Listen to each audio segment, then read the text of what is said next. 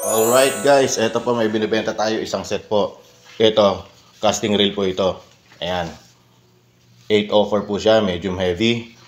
Tapos traveler's rod po ito, 4 section. At saka itong Spartacus, isang beses lang nagamit. Wala pong kagas-gas-gas yan. Malinis po yan, oh. Malinis, isang beses lang nagamit. Ang line po nito ay 20 LB na Power Pro. Original po yan. Made in US kasi galing pa yan sa Equatorial yung tali na yan. Kamakailan ko lang inilagay. Yan, Power Pro yan na original. Tapos ito, pen po yan, made in USA. Ito lang po ang gasgas niya. Yan lang po. Yan lang po yan. Yan, kahit 50 kilos, kaya ito po yung drag niyan. Ito. Yan. Ito, pag kayo magre-release ka, dire-diretso yan. Yan. Made in USA po yan. Galing po, binili ko yan nung nasa Equatorial ako. Binili ko ng 50,000 cepas, which is equivalent sa $50. Yan. Tapos ito, made in USA din po ito. Mackerel po to, mackerel. Para sa mga mahilig mag-trolling, mahilig mag-rattling. Deep sea po ito, mga 17, kung hindi ako nagkakamali, ilang feet po ito. Mga 30 feet, ayan o. 30 feet. Yan. Di pa po ito nagagamit. Rapala po ito. Ayan o, makikita ninyo. Rapala.com. Nakalagay pa yan. Original din to, galing po ng USA ito. Yan, galing din ako ng Equatorial to, binili ko rin to. 17 grams po siya. Deep sea. So, pwede mong gamitin ito, bait cast, Spartacus 2, dito sa rod. Ito pong rod, ang presyo po nito, 1,900. Ito po, nasa 1,500 plus. Minsan lang nagamit yan. Tapos, meron ng kasamang Power Pro po ito. Hindi ko na makita yung box eh. Kasi may sobra pang tali doon.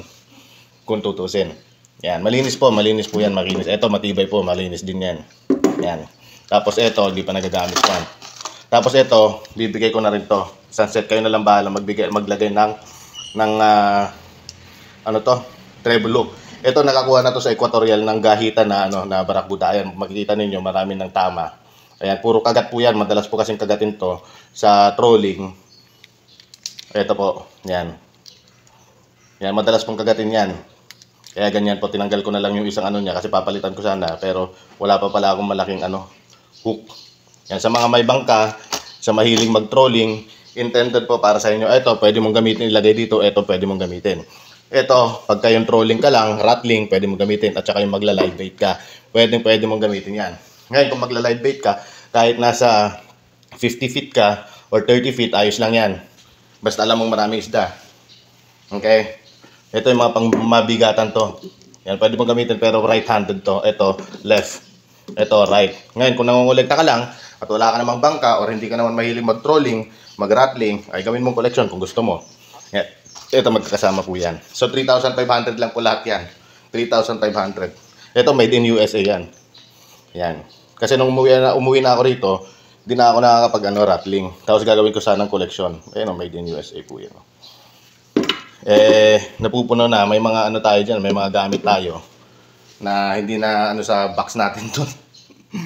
Ito, medium heavy po na ulitin ko Fuji po ito. Ayan, sandali ha. Papakita natin.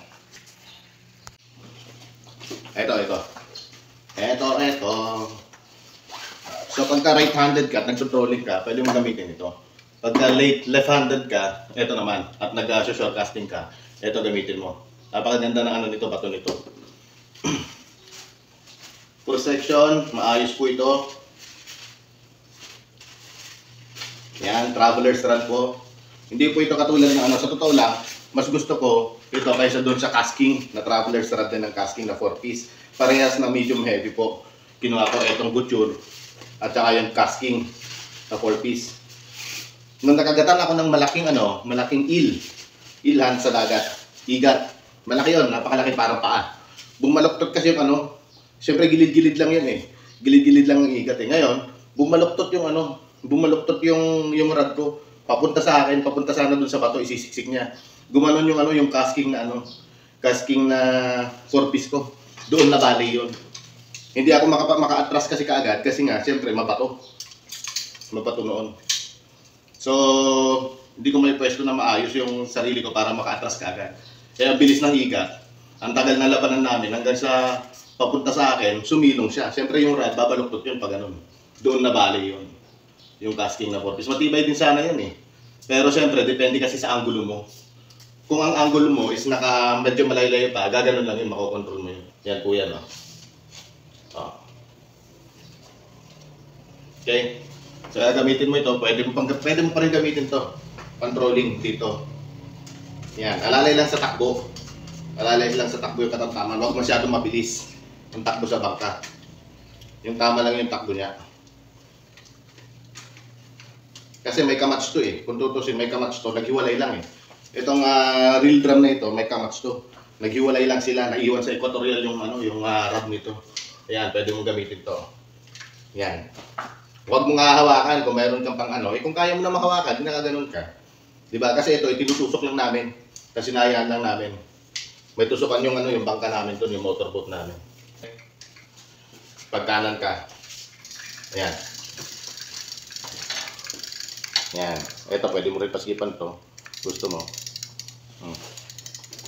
Hindi mo nakikita, gumagalaw eh. Ngayon, pag magre-release ka, ito. Ayan o. Yan. Ngayon, pag kinagatan na, halimbawa live bait, live bait yun, kinagatan na, ganyan mo. Tapos nakadrag naman yan eh. May drag ka rin naman dito. Ayan o. Yan, gumagana yan. Yan. Yan. Ayan o. O, nakadrag. Kapasigipan natin, maglalak na yan. Ayaw na. Yan, may fit na siya. Okay, made in US naman po itong pen na ito. Yan. Tapos ito, Fuji po. Ayos po itong rod. Mas gusto ko mga ito kaysa sa casking. Medyo heavy rin yung casking ko na 4-piece. Kaso, bibira na ako magumamit ng casting rod tsaka reel ngayon. Tapos ito ang gusto ko rito. Hindi na ako nakapag-trolling dito. At tsaka rattling. Simula nung ganito na ako, hindi pa nagagamit to. Pero ito, katulad ng sinabi ko, nakagatan na ito. All in all po, 3.5 po. 3.5. 2 araw ko lang ipopost po ito. 2 araw. Yan. Yan. Yan. Ngayon, hanggang bukas. Tapos sa mga susunod na araw, makikita natin. Okay, napakamura na po ito, 3.5. Tsaka branded naman, original naman, puro made in US naman itong Kahit yung laman po nito na tali, powerproof po ito. 20 LB. Ito. Yan, hindi basta-basta na naaanod din yan sa dagat, kumaalon. Hindi basta-basta.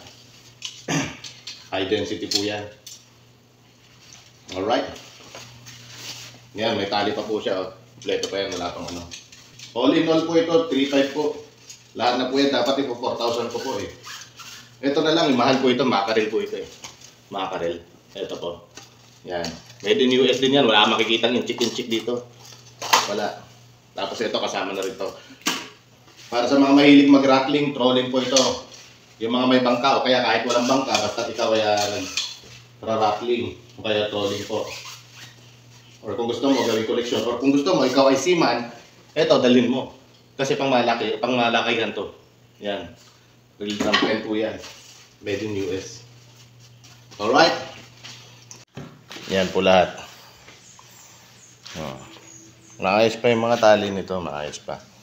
Tsaka yung red. Yan.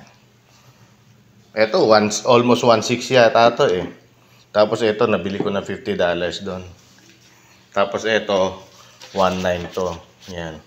So, binibigay ko na lang ng 3.5 po lahat yan. Sarado na, wala nang Mayroon din dito, deep sea mackerel nga katulad ng sabi ko. Hindi pa nagagamit yan, makikita ninyo. Hindi na kasi ako nakakapag-trolling. Tapos ito, bahala na kayo maglagay. Madalas po itong kagatan, kaya marami ng bite mark. Ayan po. Sa equatorial po yan nagamit. Alright. Sa totoo lang, pwede nyo naman bilhin to. 2,000 nga lang. Yan. Pero pagka lahat-lahat na, kaya binibigay ko na package na yan. 3,500. Ito, Power Pro yan. Promise yan. Made in US yan. Power Pro po yan. So, matibay po yan. Tsaka pwedeng ilaban to. Kahit na sabihin mo na na bait cast ito, pwedeng ilaban to yung hindi ka na magdadrag. Kasi maximum 8 kilos naman to Spartacus 2. Yan. So kahit na labanan kayo, balian ng rod, wasakan ng bait cast, putulan ng pwedeng ilaban yan. Kung malaki na pagkagat ninyo halimbawa.